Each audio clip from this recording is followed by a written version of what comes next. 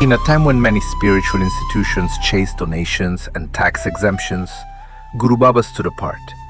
A spiritual master and a renunciate, Guru Baba lived by his own labor as an architect, refusing to accept money under India's popular Section 80G of the Income Tax Act. But what does this law mean? And why did Guru Baba reject it, except once?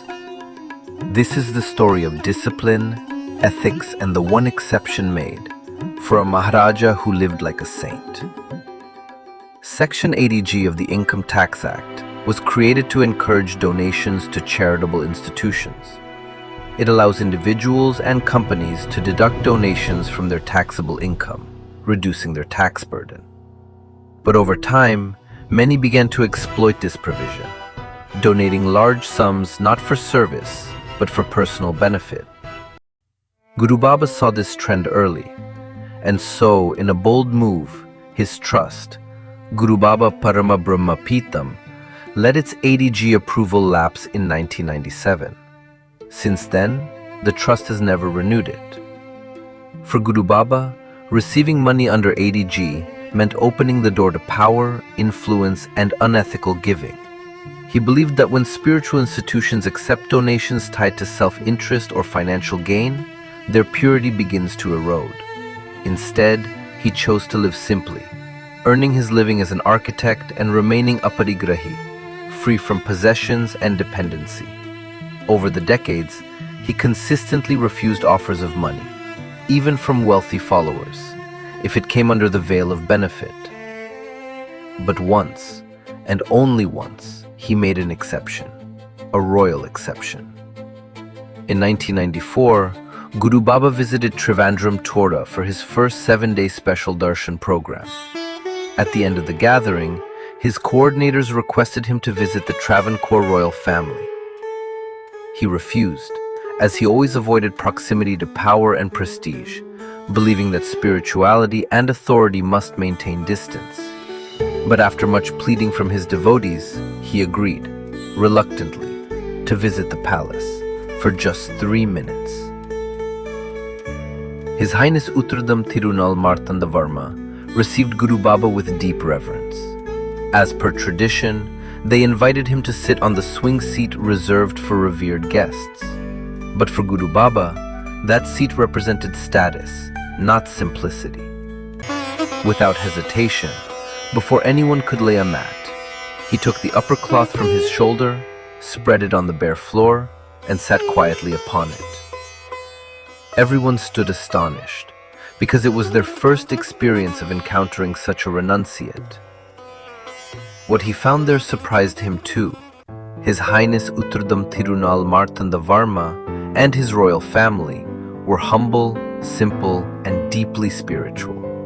Dressed plainly, with bare minimum ornaments, they welcomed him with reverence, not pride. Guru Baba, expecting luxury and arrogance, found genuine humility.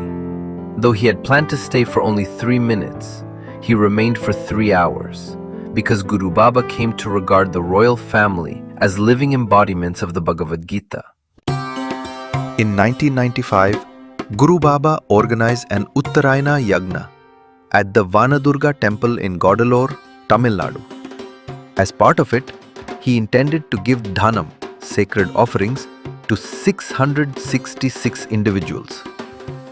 For this purpose alone, he accepted a donation of 1,75,000 rupees from His Highness Uttradam Thirunal Marthanda Varma. This was not a donation for the trust, not for projects. It was a sacred offering from one dharmic soul to another for the benefit of others. And it was the only donation Guru Baba ever received under the 80G framework. Since 1997, Guru Baba has not renewed the 80G registration, not because it was unlawful, but because it was, in his eyes, unjust. In 1997, 2/3 of India's population was still poor, struggling to survive. He believed that a sannyasi accepting donations that reduced the tax liability of the wealthy, while the poor paid their full share, would be a betrayal of truth and compassion toward the nation and its people. His trust would never accept tax-exempt donations until India becomes truly developed, no matter how sincere or substantial. That is the discipline. That is the principle. The one exception he made wasn't a compromise, it was a recognition. A moment when truth sought truth and giving became sacred once again. In a world where giving is often tangled in benefit, Guru Baba reminds us, giving must be clean, receiving must be clear. A spiritual institution should be independent, unbending, and transparent. Otherwise, dharma is lost. If this video felt worth your time, maybe it'll feel the same for someone else.